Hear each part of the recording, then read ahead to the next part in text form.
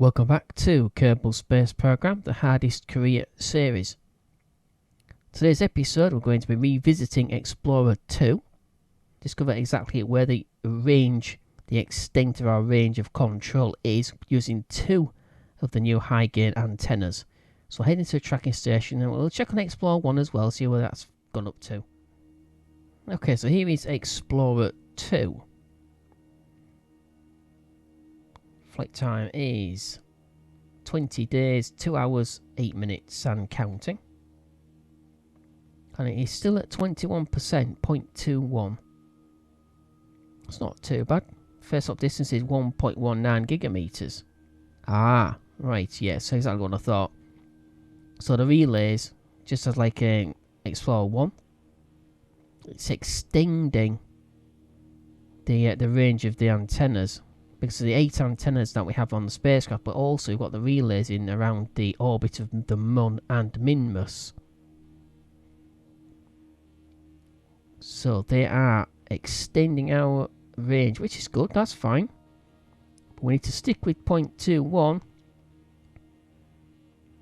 We need to stick with this spacecraft until it goes down below to 0.21.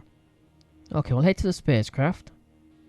I'll tell you about two trains of thought. That's what we're going to do with Explorer 2 once it leaves, or just before it leaves communications range. We've got one set of ideas from Werner and the other set of ideas from Gene.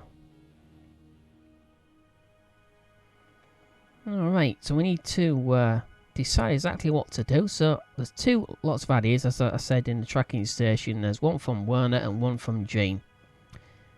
Now Werner believes we should crash this, or try to crash this into the surface of the sun, into Kerbal. He wants to figure out exactly how close we can get before we lose a spacecraft, because he wants to try to, in the future, set up some solar observatories. Gene's idea is to lower the periaxis as low as possible without actually hitting the surface of the sun. And he hopes to slingshot around it, breaking the speed record that's currently held.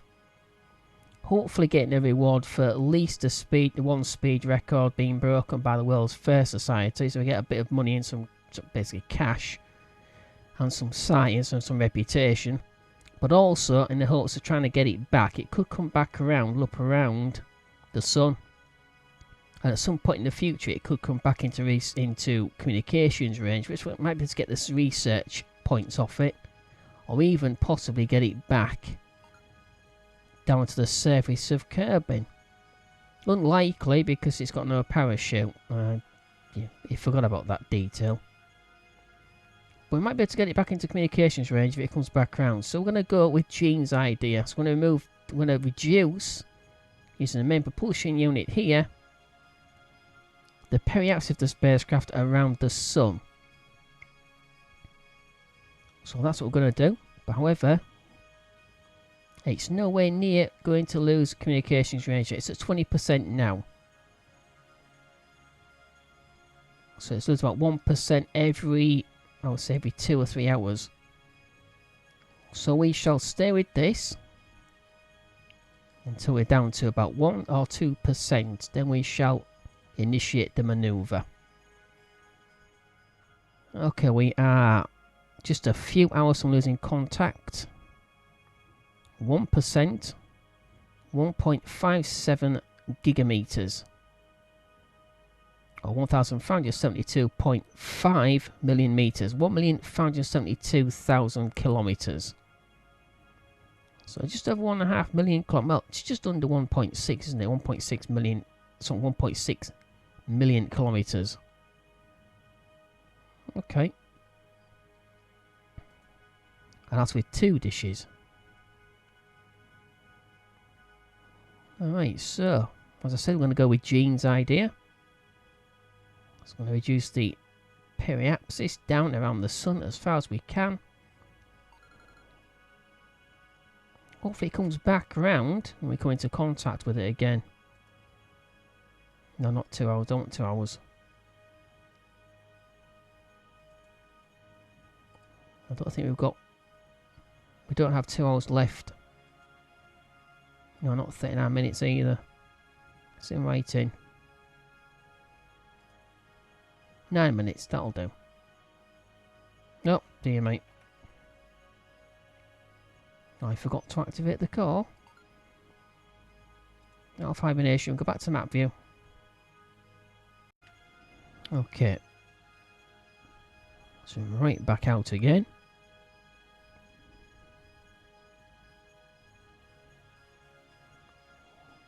We'll use a console.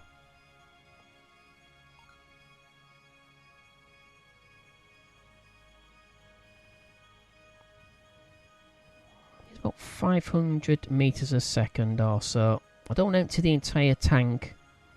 Just in case it comes back around again, might be able to get into a soft orbit.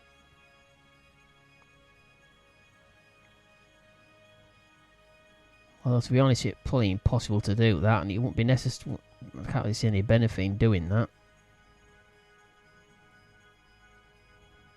Okay. Keeps resetting my... Okay, spacecraft, Delta V. 809. We'll do the full 809.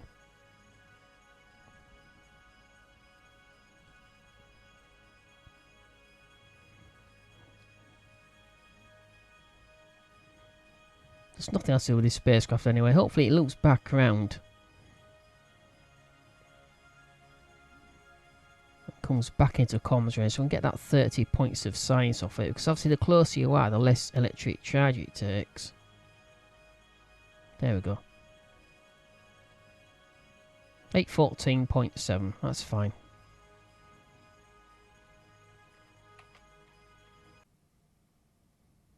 Okay, motor is live. About 18 seconds.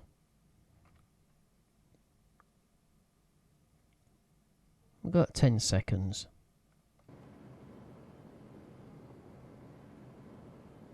We'll use all the Delta V. Like I said, there's no reason to keep it. So hopefully we'll come in close enough at one of the orbits of the spacecraft, close enough to Kerbin to get the data off this. Oh, now we've got... Wow. Okay. Okay, I don't know what happened there.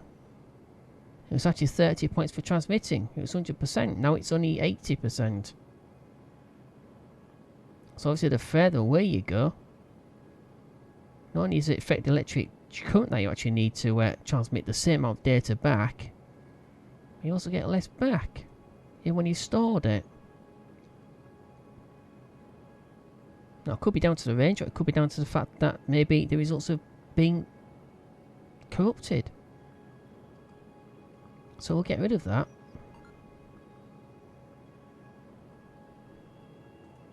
And we shall collect again. No, Jen, I don't want to look at mission control layout.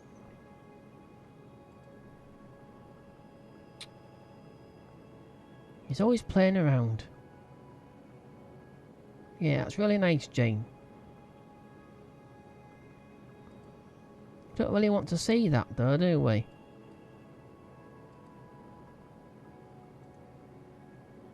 Yeah, 24. Okay, I'm pretty sure that said 30 before. Okay, we're going to keep it. Yes, moving further away from the sun produces less light and heat. Amazing. But we're actually moving towards the sun, but never mind.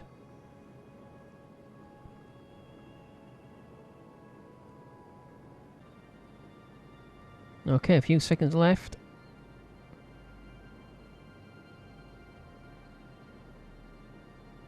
We'll stick on retrograde. Okay, 5 seconds short. Although according to that it says 9.7 meters per second. Okay, that is it. Okay, so just lost contact a few seconds ago. The range is 1.670 million meters. 1,670,000 kilometers. 1.6 million kilometers or so. Okay. And that's with 2 of these dishes attached. So it's a rate of 1.26 gigameters, but obviously it's only a combinability exponent of 0.75.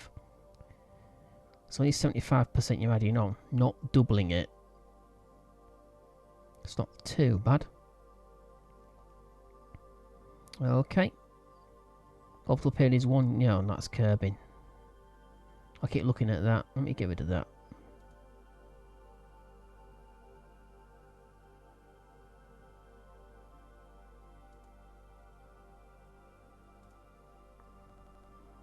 Okay.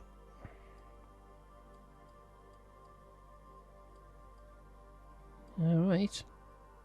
So 1.67 million meters. With 2 of these, and obviously we've got 8 of these standard antennas. So we click on it. It's a C1 Communitron 16. Alright, I think that's about it. So until this actually comes round, hopefully it does come back into range and get that signs out for it. That's 24 points. Hopefully it increases back up to 30 like it was when we first took the signs. But until it does do, if it does, we won't be able to contact this ever again. Okay. Okay, so that is Eksplorer 2 on its way to the closest approach yet with the sun. And hopefully when it comes back around, I might just get into contact with it and be able to get the signs back off it without it sort of taking too much electric charge and it's got on board. So Explorer 1 will continue its outside, well, on its journey towards the outskirts and then eventually leaving the solar system. And Explorer 2 will come back around hopefully. We'll keep an eye on both Explorer 1 and Explorer 2 over the next few years.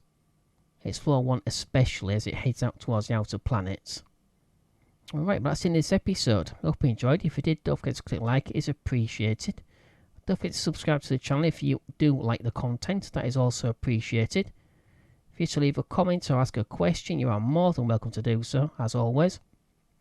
And we also have Discord, Facebook and Twitter. You'll find it to all 3 of those platforms on the banner on the front page of the channel.